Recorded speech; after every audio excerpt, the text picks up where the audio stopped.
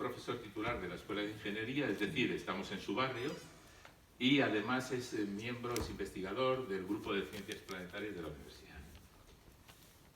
Su investigación se centra en el estudio de la luz reflejada y emitida por las atmósferas planetarias, es decir, por las atmósferas de los planetas, tanto de los 8 planetas del Sistema Solar como de los planetas que hay alrededor de otras estrellas, lo que se llaman planetas extrasolares. Y como ustedes saben, ya se han descubierto más de 5.000 alrededor de estrellas desde 1995, ¿no? Eso es.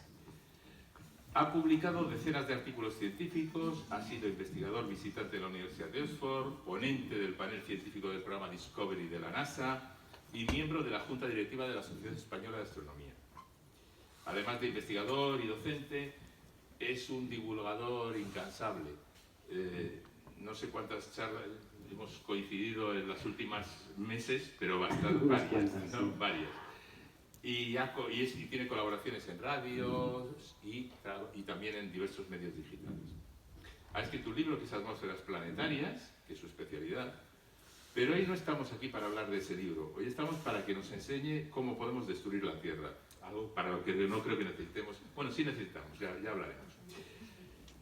Lo primero que te quería preguntar, Santiago, es...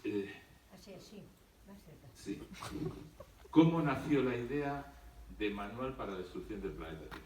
Bueno, pues hace ya 10 años, una cosa así, me pidieron en el instituto de aquí, en el central, que llamábamos antes, ¿no? El de Bertendona, me pidieron una charla para una semana de la ciencia que organizaba un profesor y yo buscaba un tema que fuera atractivo para los chavales, que fuera interesante para ellos y que tuviera además un enfoque multidisciplinar. O sea, que no fuera una charla de astronomía, sino que les pudiera hablar también un poquito de temas de biología o temas de ingeniería y también, por supuesto, temas que van un poco más allá de historia o incluso de filosofía. Empecé a dar esa charla, me encontré con ese título por el mundo y nada, después de varios años dando la charla en diferentes formatos, pues alguien me dijo... ¿por qué no pones esto por escrito? Y la idea se me quedó en la cabeza y efectivamente, bueno, pues hace ya unos años empecé a escribir y aprovechando la pandemia, pues pude rematarlo. O sea que la pandemia te vino, entre comillas, bien para escribir, porque hubo compañeros que les pasó todo lo contrario, que tenían, compañeros tuyos de la universidad, que tenían libros de microbiología que estaban preparando de divulgación y se pasaron todo el rato atendiendo a los medios y los libros de microbiología siguen sin estar publicados. También es verdad que la lectura que la lectura que yo mismo hacía del tema antes de la pandemia y la que haces después es muy diferente. O la lectura que haces hace 10 años que la situación política era distinta a la que puedes hacer ahora, que parece que volvemos a una especie de guerra fría, es muy distinta y cambia un poco el enfoque, ¿no? Dices en un momento del libro, al principio, lo que sí resulta tranquilizador con el título, dice el objetivo de este libro no es bajo ningún punto de vista crear alarma o desazón. Vamos a ver, con este título, Manual para la Destrucción del Planeta Tierra. Bueno, a ver, yo creo que hay, en la vida todos sabemos que hay un montón de riesgos, a nivel personal o a nivel colectivo, y ser consciente de ellos y poder cuantificarlos y poder conocerlos o de alguna manera incluso en algunos pocos casos llegar a evitarlos, pues es importante, ¿no? Entonces este manual, por una cara de la moneda sería ese miedo al fin del mundo y otra cara de la moneda sería la esperanza de que muchas de estas situaciones las podemos evitar si tomamos las medidas oportunas.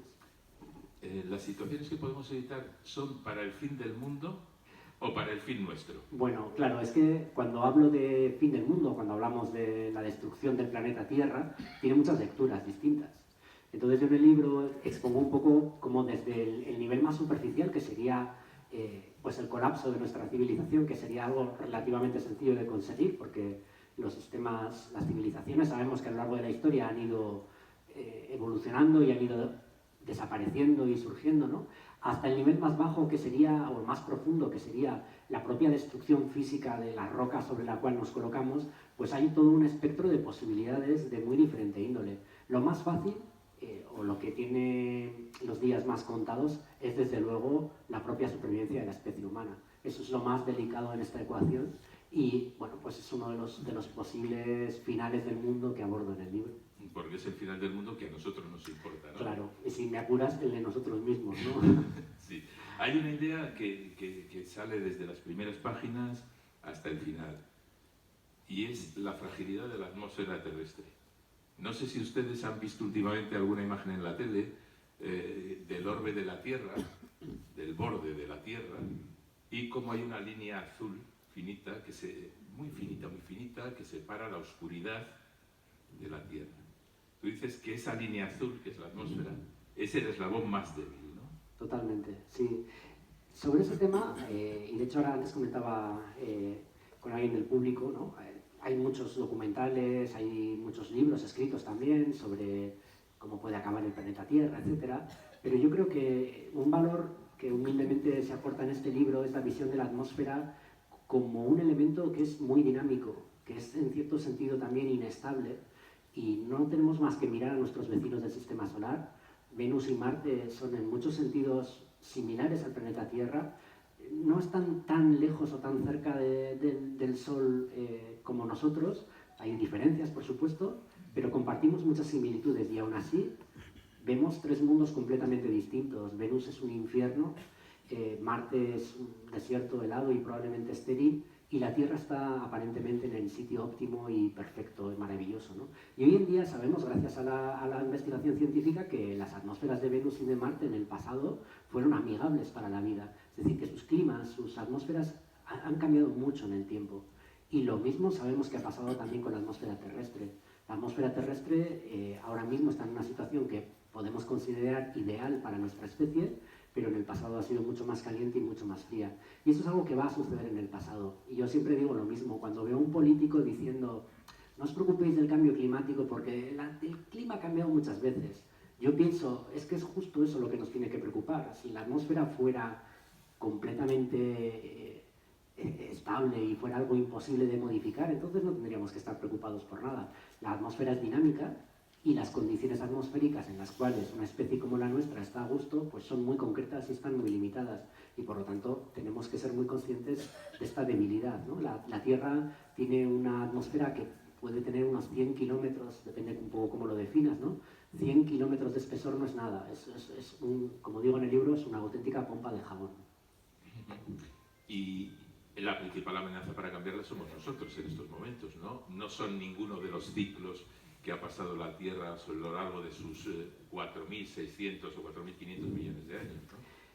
Efectivamente, en las escalas de tiempo en las que nosotros nos movemos, en las que nosotros vivimos, el mayor riesgo que tenemos ahora mismo es el cambio climático, probablemente de origen antropogénico, o sea, creado por el propio ser humano, que opera en unas escalas de tiempo muy cortas. Y aunque haya otros ciclos que se superpongan sobre esto, pues las famosas glaciaciones, por ejemplo, aunque haya, y efectivamente las hay, otros fenómenos incluso de sentido contrario que operan al mismo tiempo, en el caso de lo que nos debe preocupar a nosotros, de nuestra realidad, y probablemente el mayor riesgo que podemos enfrentarnos es este, ¿no? Hay otros riesgos también desde el punto de vista humano, pues todos estos problemas políticos, bueno, pues incluso una guerra de escala mundial, por ejemplo, es algo que también debe preocuparnos, que no tiene relación directamente quizá con la atmósfera, pero que también supone un riesgo grande. No es algo que yo haya abordado en el libro, porque yo soy de la idea de que mejor habla de lo que sabes un poco y mejor no hablar nada de lo que no sabes. Hablas en el libro mucho de casi nada del cambio climático, porque ya dices que es otra historia, pero hablas de causas endógenas y exógenas, ¿no? De causas, digamos, de nuestro propio planeta, que pueden montar la fiesta como les pasó a los pobres dinosaurios, ¿no? Con un vulcanismo atroz en su momento, y causas exógenas, como pueden ser los impactos. Y hay una frase que a mí me hace mucha gracia, porque él dice que es para tranquilizarnos, ¿no? Pero a ver si lo encuentro yo por aquí. Hay una frase que dice... El micrófono. Hay una frase que dice, las cosas raras rara vez suceden una única vez en el universo, ¿no? Como si fuera tranquilizador. Pero luego añade, y en términos generales, casi todas las catastróficas desdichas que se nos pueden ocurrir ya han sucedido antes en numerosas ocasiones. Claro, esto te lleva a pensar, A los dinosaurios se los cargó un asteroide de 66 millones de años, es una causa que ha pasado, pero puede volver a repetirse. A mí esto no me tranquiliza en absoluto. Bueno, un poco lo que quiero plantear ahí es un enfoque científico. A veces me viene gente y me dice, oye, he recibido un correo electrónico que dice que se va a ver Marte del tamaño de la luna llena. Esto no sé si lo habéis visto alguna vez. Y yo siempre les suelo decir, pero tú, hijo mío, ¿has visto Marte alguna vez del tamaño de la luna llena en el cielo? ¿O conoces a alguien que lo haya visto? Pues no, la verdad. Pero es que dicen que es extraordinario. Pues olvídate. O sea, las cosas en la naturaleza rara vez son tan extraordinarias que sucedan una única vez y que no tengamos pruebas, por ejemplo, en el pasado o en otros lugares de que hayan sucedido cosas similares. Entonces, gracias al registro fósil, por ejemplo, y gracias al registro geológico, tenemos una información muy detallada de todos los avatares que le han sucedido al planeta Tierra. Y eso nos permite establecer una estadística, ¿no? En el caso de los impactos, por ejemplo, mirando a otros planetas como Júpiter, podemos complementar esa estadística y tener una idea relativamente precisa, pero, insisto, de carácter estadístico, que ya sabéis que hay, como en eso, mentiras, sucias mentiras y estadísticas, ¿no? Entonces, bueno, pues tenemos una información estadística bastante buena sobre la frecuencia de los impactos que uno puede esperar en el planeta Tierra. De todos modos, has citado ese bulo que nació como a mediados de la década pasada o algo así, de que este verano se verá Marte del tamaño de la Luna. Sería nuestro gran problema si se viera Marte del tamaño de la Luna, porque se supondría que Marte se acercaría mucho, ¿no? Y... De hecho, también en el libro comento un poco el problema de la estabilidad de las órbitas. El sistema solar tiene unas órbitas aparentemente muy estables prácticamente desde los primeros tiempos del sistema solar, a pesar de que es muy difícil simular la estabilidad a largo plazo de un sistema tan complejo como el sistema solar. Esta estabilidad orbital, pues si Marte se nos acercara tanto, olvidaros porque se iría al garete, ¿no? Y en otros sistemas planetarios, que ya conocemos prácticamente 6.000 sistemas planetarios en el universo, vemos configuraciones que son claramente inestables. Es decir, otros mundos sí que van a tener ese tipo de... esas cadenas de emails van a ser ciertas, ¿no? Pero no en el caso de nuestro planeta. Oye, has hablado de la ciencia, de la predictibilidad, de cómo mirando al pasado podemos sacar conclusiones respecto al futuro, ¿no? Fue un mes, 2 meses, cuando el asteroide 2004 YRA se convirtió en la gran amenaza, ¿no? Porque hay un 2%, me parece, había un 2% de probabilidades de impacto. Era un asteroide como de 50 metros, 50-100 metros. ¿Qué siente un astrofísico cuando ve prácticamente que en muchos medios, porque ha habido medios que han informado así, vamos a morir todos a la vez? Era lo que aparecía. ¿Qué siente y qué se puede hacer? Porque ¿qué supone un impacto de un asteroide de 50 metros? Bueno, no todo lo que uno piensa en esos casos es negativo. Y voy a empezar igual por lo negativo, pero luego voy a ir a lo positivo, ¿no? Lo negativo, bueno, pues recuerdo que el día que subió al 3,2% a un asteroide que se descubrió en diciembre, y a lo largo del mes de enero y de febrero la probabilidad de impacto con el planeta Tierra fue subiendo hasta ser la mayor que se había determinado jamás. Y cuando subió al 3,2% me llamó Eva Caballero, de la Mecánica del Caracol, es un programa de divulgación científica extraordinario, excelente. Tengo la suerte de que Eva me llama de vez en cuando para charlar, y me decía, Eva, me estaba resistiendo a llamarte porque sé que tarde o temprano la probabilidad de impacto va a bajar. Oye, ¿os podéis creer que al día siguiente la probabilidad bajó a la mitad y a la semana ya estábamos en el 0,0018%, ¿no? Y efectivamente, si escucháis el programa de aquel día, no recuerdo ahora la fecha, oiréis, como dijimos Eva y yo, que la Agencia Espacial Europea había advertido de que la probabilidad de impacto subía porque tenemos pocos datos.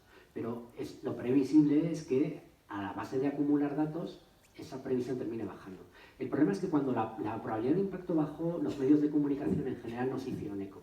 Y aquella noticia desaparece de los medios. Claro, a eso voy. Y lo tenía que apuntado. ¿Crees que ahora que ya nadie habla de esto, no va a hablar nadie de esto posiblemente hasta el 30 de junio, que es el día del asteroide, el aniversario del impacto de Tunguska de 1908? ¿Crees que ahora no sería un momento idóneo para concienciar a la gente de lo importante que es invertir más en ciencia y tecnología, claro, para vigilar más el cielo y para desarrollar sistemas de desvío de asteroides? Y con eso me voy a ir a la parte positiva de toda esta historia. Y es que hay mucha gente por ahí que es un poco conspiranoica, ¿no? Y que piensa que nos escamotean información y tal y cual, ¿no? Y sin embargo, este caso del asteroide me parece muy bonito para demostrar todo lo contrario. O sea, apenas 2 semanas después de que se descubriera el objeto, ya estaba en los medios de comunicación. En cuanto se hizo la estimación de la probabilidad de impacto, se hizo pública. Y todo fue absoluta y completamente transparente con la opinión pública. Y creo que no hay mejor evidencia de que tenemos un sistema robusto de detección que funciona, que tenemos que seguir manteniéndolo, que tenemos que protegerlo de algunos de los problemas a los que se enfrenta, como la proliferación de satélites en órbitas bajas, por ejemplo, y que tenemos que seguir por esa vía, porque esa es la vía que nos permite en unas pocas semanas identificar un objeto que podría chocar con la Tierra. ¿Qué habría pasado si hubiera chocado con la Tierra? ¿O qué pasaría si chocara con la Tierra en el año 2032, que era la fecha estimada de impacto? Bueno, pues hay un cráter en Arizona que le llaman el Meteor Crater, ¿no? Más o menos eso es lo que podríamos esperar. Podéis buscar imágenes en internet y veréis un cráter que, si no recuerdo mal, tiene como 1 kilómetro de tamaño, que es bastante majo, ¿no? Y la zona afectada en torno al impacto podría ser del entorno de los 50 kilómetros aproximadamente. Eso es un poco una estimación grosera, ¿no?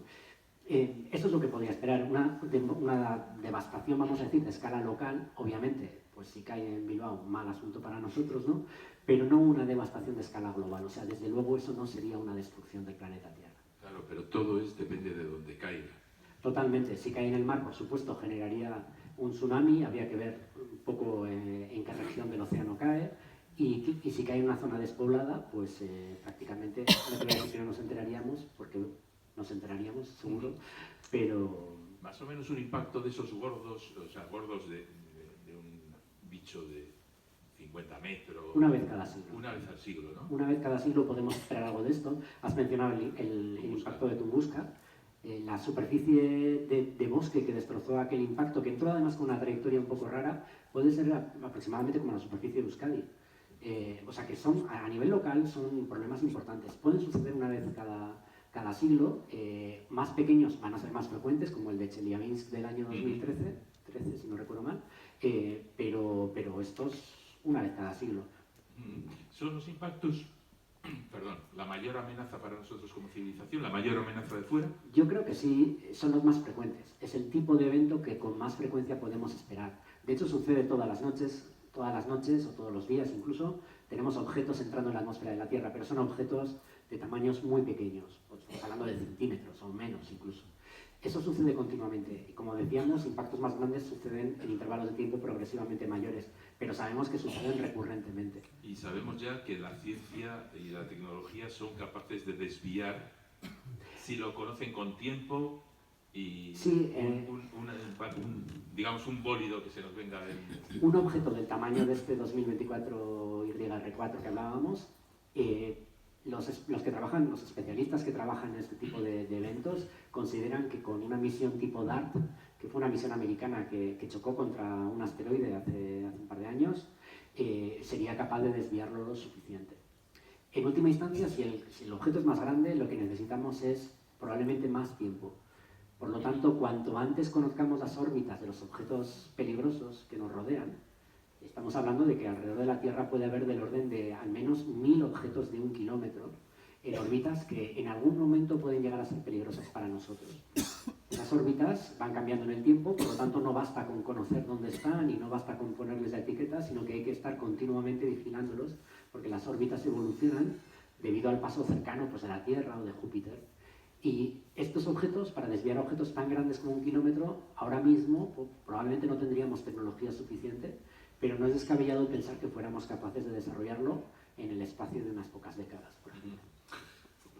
Digamos que los impactos, como has hablado del Meteor Crater o de las fotos estas de Tunguska, en las que se ven millones de árboles, no se ven, pero hubo millones de árboles que cayeron de forma radial, son evidentes porque lo vemos, pero ahí en el libro hablas de otras amenazas que pueden llegar desde ahí fuera, desde muy, muy, muy lejos, más lejos que la galaxia muy lejana. Claro. ¿No?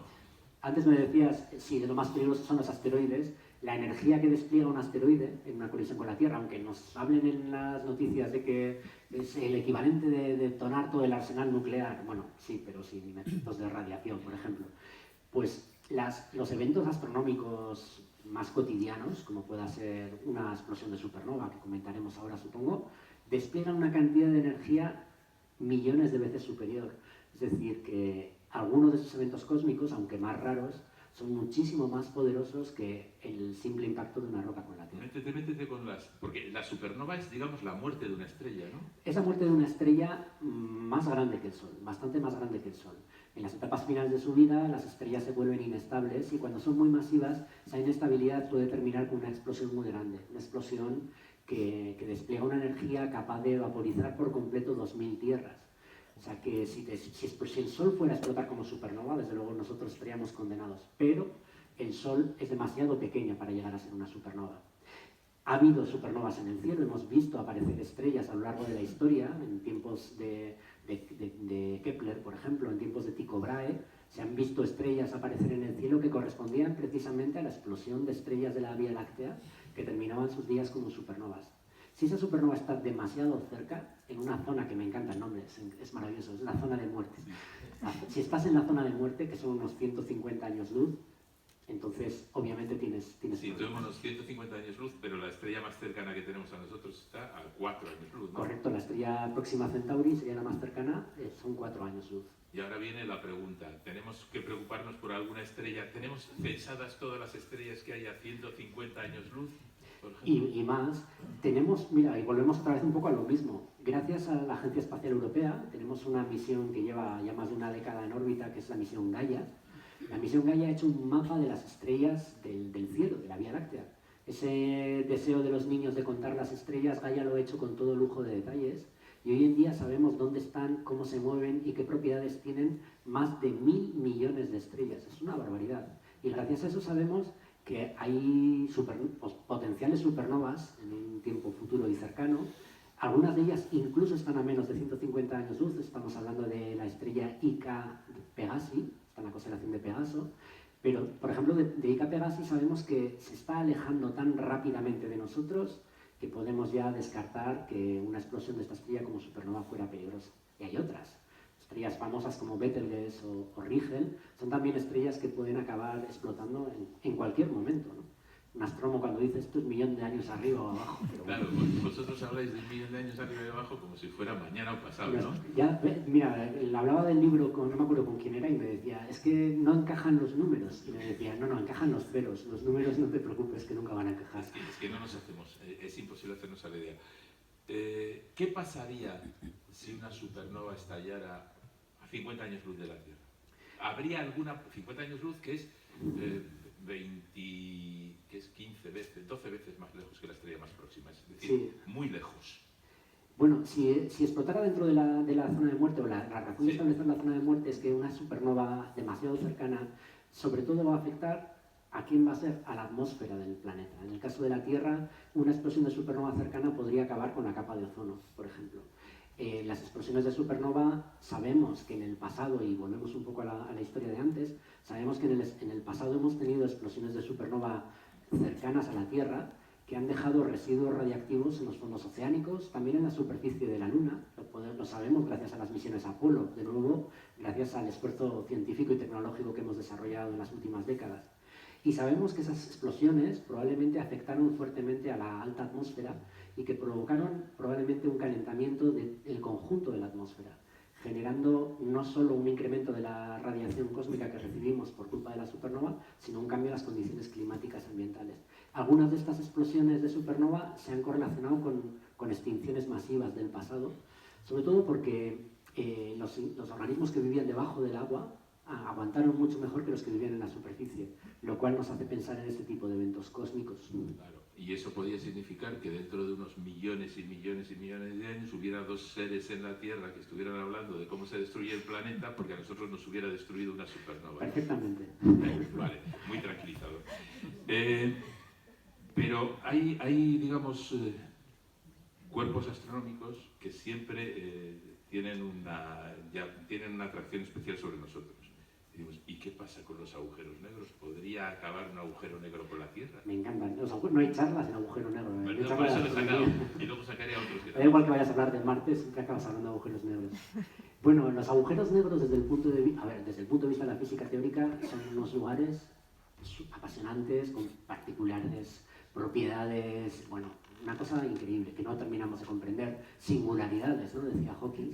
Desde el punto de vista de la astrofísica, sobre todo de la astrofísica, vamos a decir, observacional, que es un poco lo que hacemos nosotros, son objetos bastante cotidianos. Hay miles, hay millones de agujeros negros conocidos. La mayoría de ellos son como las estrellas, no son mucho más. Son objetos que tienen una masa y que por lo tanto tienen un campo gravitatorio. Y por lo tanto te tienes que preocupar tanto de que se te acerque un agujero negro como que se te acerque otra estrella, ¿no? Y aquí entra en juego otra vez la misión Gaia. La misión Gaia ha sido capaz de detectar no solo estrellas que pueden llegar a acercarse mucho al sistema solar y provocar problemas, sino también un tipo particular de agujeros negros que les llamamos agujeros negros silenciosos, porque son unos agujeros negros que no están en su entorno, no hay ningún material caliente y por lo tanto no emiten nada de radiación, no ellos, sino el entorno que les rodea. Y también sabemos que hoy por hoy no hay ningún objeto de estas características que vaya a realizar ningún paso cercano por el sistema solar. Vale, y vamos a los fenómenos más bestiales, ¿no? Conocidos, que son las explosiones, los estallidos de rayos gamma. Correcto. Que eso es todavía peor que una supernova, ¿no? Bueno, sí, es peor en cierto sentido, porque la cantidad de energía que se libera en una explosión de rayos gamma, la explosión de rayos gamma se produce, bueno, no sabemos muy bien cuándo se produce, pero probablemente está relacionado con fusión de agujeros negros o de estrellas de neutrones. Entonces, en esos eventos se generan unas cantidades de energía tan inmensas que podemos ver galaxias situadas en los confines del universo. Hablamos de distancias de 13.000 millones de años luz, cuando el universo prácticamente acaba de nacer. En ese antiguo universo se fusionan dos estrellas de neutrones y producen un fogonazo que a día de hoy podemos detectar desde la Tierra. Eso es increíble. Pero la ventaja de las explosiones de rayos gamma es que son muy direccionales. Mientras que la supernova explota en todas las direcciones por igual, las explosiones de rayos gamma apuntan en una única dirección. Y hombre, ya tienes que tener mala pata para que el rayo gamma te apunte justo a ti.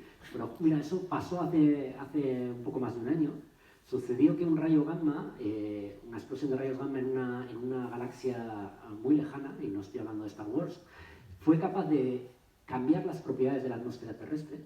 Otra vez volvemos al mismo eslabón débil.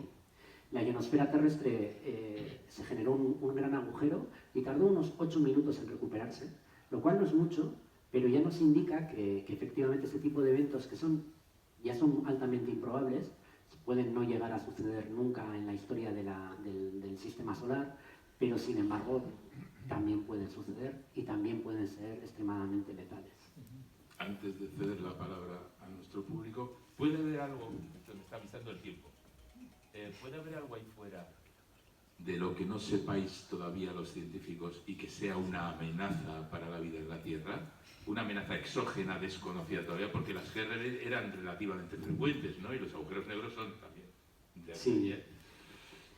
Por supuesto puede haberlo, puede haberlos, ¿no?